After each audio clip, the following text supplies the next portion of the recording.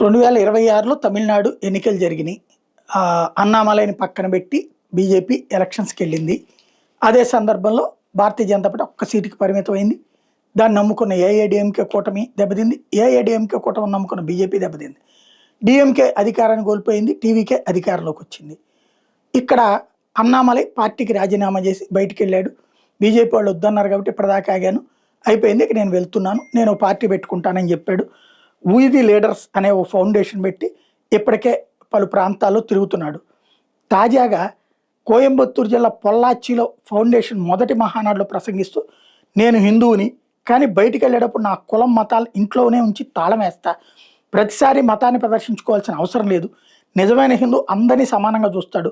అందరూ ఒకే సరళ రేఖలో కలిసి సాగాలని భావిస్తాడు. అదే నా హిందూ తత్వం అని తేల్చి చెప్పారు. అసెంబ్లీ ఎన్నికల ఫలితాల మీద అన్నామలై స్పందించారు. 39 ఏళ్లలోపు వయసు ఉన్న వాళ్లే అధికార మార్పునికి కారణమయ్యారు. రాష్ట్రంలో 2031లో మరోసారి ఖచ్చితంగా అధికార మార్పిడి జరుగుతుంది. 2031లో మా పార్టీ రంగంలోకి దిగుతుంది. రాబోయే ఎన్నికల్లో యువత మరోసారి ఖచ్చితంగా మార్పును తీసుకొస్తుంది. 2031 నాటికి మా ఉద్యమం పూర్తిస్థాయి రాజకీయ పార్టీగా మారి ప్రజల ముందుకు వస్తుంది. మేము ఆరోగ్యకరమైన రాజకీయాల కోసం కృషి చేస్తాం తప్ప క్షుద్ర రాజకీయాల కోసం కాదు. వీ ది లీడర్స్ ఉద్యమంలో 19 లక్షల మంది సభ్యులుగా ఉన్నారు. వీళ్ళలో 54% మంది 39 ఏళ్లలోపు యువతే కావడం గమనార్హం. ప్రస్తుత సభ్యులు 83% మంది పురుషులు, 17% మంది మహిళలు.